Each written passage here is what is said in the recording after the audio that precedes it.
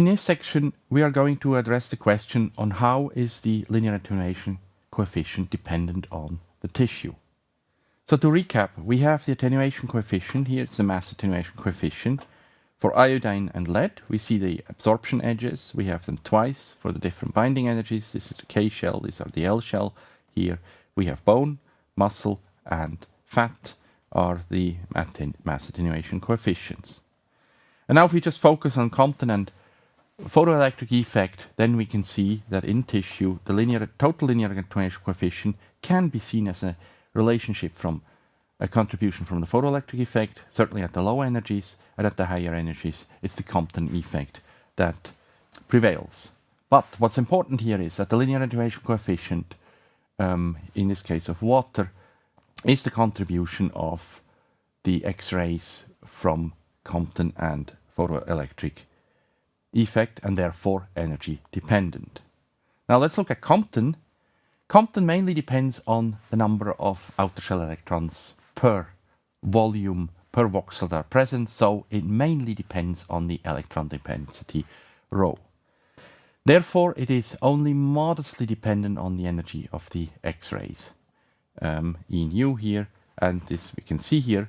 Notice that we have both scales, again, logarithmic, so this is a very modest dependence with photon energy. So we can say the linear attenuation coefficient due to the Compton effect as a function of energy is proportional essentially to the density of the electrons and then some smooth function as a function of energy. The photoelectric effect, on the other hand, depends strongly on the atomic number Z. As we can see here, for iodine and lead, for example, it has a strong effect for the two. So this means for the Compton effect, we have, for the photoelectric effect, for biology, we will look at an empirical effective atomic number to calculate, because we are typically dealing with tissues which are a mixture of different atoms and so different atomic numbers Z, and we have to deal with these different contributions. So the photoelectric effect, this is from theory here, is proportional to the density of the electrons. It is and the density of the electrons depends on the energy of the photon. Remember, if we don't have enough energy to ionize a K shell, then all the K shell electrons are not seen by the X-ray, so therefore the electron density that can participate in the reaction is dependent on the energy of the photon. The photoelectric effect here, according to theory, is proportional to the effective Z atomic number to the power of 3.4 and inversely proportional to the energy of the photon to the power of roughly 3. It decreases rapidly, and this we can understand from quantum mechanical considerations. I'll just give a plausibility argument here that it is a match of, if the match of the energy of the photon corresponds very closely to the binding energy, then the interaction is greatest. Now what I want to do is, I want to provide an empirical calculation for the effective atomic number of biological tissue. We need this to have an idea for estimating the linear attenuation coefficient of the photoelectric effect. And we'll start with an empirical relationship. I've taken this from the textbook Cho. I have not found a rigorous demonstration of this, but we'll use this here as ground truth that the calculation of the effective atomic number follows this equation here. It is very useful so that we can understand certain properties of tissues and also how we can modify the atomic number. So basically what this equation says here, the atomic number, the effective atomic number, is equal to the 3.4th root of this sum here. This sum here is summed over all tissue components, indicated by the index I, with a weighting factor lambda I times the atomic number Zi to the power of 3.4. The weighting coefficient lambda here is given by this expression here, where we have P is the percentage weight of the compound I, Z is the atomic number of the compound I, and A is the atomic weight of compound I. So it's this term here divided by the sum of all components tissue weight, percentage weight, atomic number, and atomic weight divided by atomic weight for all the components that are considered in our tissue. So let me illustrate this calculation, this formula for estimating the effective atomic number for water. For hydrogen, we have Z, we have one proton, so Z is 1. We have only one proton, so the atomic weight is 1, and the percentage weight is 11%. We have 2 protons and 1 oxygen in water. So let's look at the oxygen 16. Z is 8, so we have 8 protons. We have 8 neutrons in the nucleus, so the atomic weight is 16, and the percentage weight is 89%. Total weight of a water molecule is 18, so 2 over 18 is 1 over 9, that's 11%, and 16 over 18, that's 7 over 8, that's 89. 8 over 9, that is 89%. So for the denominator, that is this term here, we will calculate this explicitly here. Here's the calculation. We have Z over A for hydrogen, Z over A for oxygen. We have percentage weight, and we get the denominator is 55.5.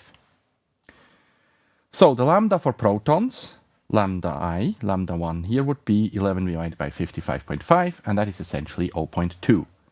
For the oxygen, the lambda is 44.5 divided by 55.5, so it's pi times Zi over Ai, so it's P divided by 2, so this is 44.5 divided by 55.5, this is 0.8. This is the weighting factor lambda for oxygen.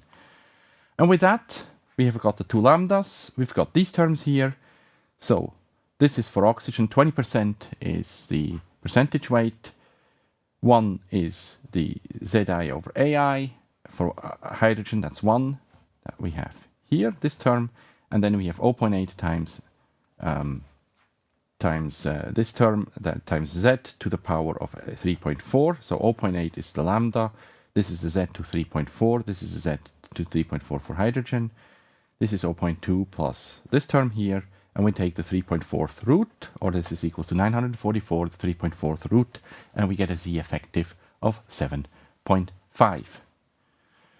Now this makes sense. We have a big contribution from oxygen. Oxygen has a Z of 8, that the Z is close to oxygen. That makes sense. So, question, how good were we? Does this have any resemblance with reality? So we will look at some select biological tissues, the percentage mass composition. So we have all the elements here, percentage mass composition, hydrogen, carbon, nitrogen, etc., oxygen, and so on. This is for fat, this is for muscle, here's water, and we have the femur bone here as an example. Water is what we calculated, and we want to compare that to some experimental values, but we don't have exactly the values for water, so we'll compare it to muscle. And we have found these values in the literature. The Z effective for adipose tissue was determined to be 6. For striated muscle, it was 7.4, and for bone, it was 12. And here, we can compare the muscle with water because the carbon has a Z to A over 6 over 12. Oxygen is 8 over 16, so it is 6 over 12. So we get a Z to A over 6 over 12. It is very similar to oxygen, and so this is a good approximation of what we have for water. So actually turns out that the 7.5 that we calculated based on this empirical formula is very close to the reality as seen in the muscle here. So now I've shown you the calculation, I've given you the formula for the calculation of the effective Z, and the issue behind this is that we would like sometimes to be in a situation to alter the contrast of the tissue. We would like to inject, for example, a substance into the bloodstream to depict the vessel structure in the patient or in the organism of interest. And so we would like to see that the substance that we inject alters the absorption of the X-rays. And these substances that alter the contrast, they are called contrast agents. And they're typically administered exogenously, that is, they don't exist in our bodies, typically by infusion, but sometimes also you swallowed the compound. For X-ray, they are compounds that modify the effective Z.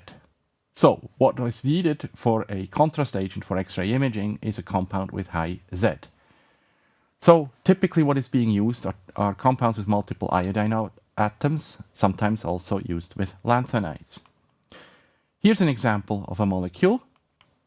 We have one iodine, we have the second iodine, and we have the third iodine here. So we have 3 iodines on this molecule. Here's another example of an X-ray contrast agents. We have the iodine here, here, here, here, and here. And so we have multiple iodine atoms that are being absorbed. And actually, you can see here, there's one iodine that we forgot to highlight here. So there's 6 iodines in this molecule that are present.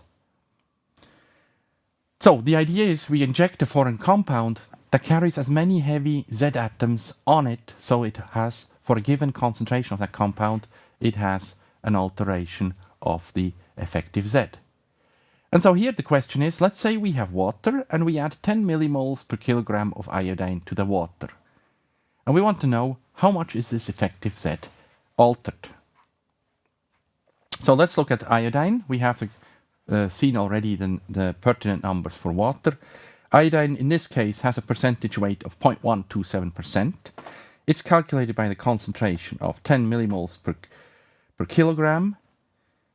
For water, the kilogram is a liter, and the molecular weight is 127 milligrams per millimole. The Z for iodine is 53, and the atomic weight is 127. Z is the number of protons, A is the number of protons and neutrons. So now let's do the calculation for Z effective. For recapitulation, we'll reproduce the formulas here. So here's the formula for Z effective. We have the calculation of the lambdas. The denominator of lambda is contribution of hydrogen, contribution of oxygen, those are the same terms, and the contribution of iodine, and instead of 55.5, we get 55.6. So this is essentially the denominator of pure H2O, down to the 3rd significant digit, so we can assume that this is the same number. This has not changed the denominator, that is this sum that is here. Okay, so that means that the lambda for hydrogen and oxygen are as for water, and we had the lambda for hydrogen of 0.2 and the lambda for oxygen of 0.8. And now we need to calculate the lambda for iodine. So for the lambda, we have the denominator is 55.6. We have the percentage weight, here is 0.127%. We have Z divided by A. This gives us this term, and we obtain this tiny number here, which is basically 1 per mil. It's 9.5 times 10 to the power of minus 4. This is 0.001, so it's 1 per mil or 0.1%.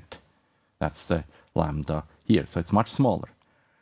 But if we calculate the Z effective to the power of 3.4, so I take this formula to the power of 3.4, so I just calculate this term here, then we have to remember that we multiply Z by the power to the power of 3.4 times the lambdas. And so even though this number is small, we have a big number here to the power of 3.4. This is for water, 944 is the number we get here, and for iodine it's 690. So in conclusion, the Z effective for 10 millimolar iodine added to the water solution, the Z effective changes from 7.5 to 8.8. That's seems like a fairly modest change. So we'll say, well, the photoelectric effect, the linear attenuation coefficient, is essentially proportional to the effective Z to the power of 3.4. And if we take this calculation, we see we have this term here. For water, it's 944, pure water. And for water plus 10 millimolar iodine, we have this term here this is proportional to 1650. It doesn't matter here what the units are for these numbers, 944 or 1650. What matters is the relative term here. So the ratio of these two essentially gives us the change in linear attenuation coefficient for the photoelectric effect at the low photon energies. And you can see, if we're very generous in estimating this, we actually see that 1650 is close to twice as big as 944.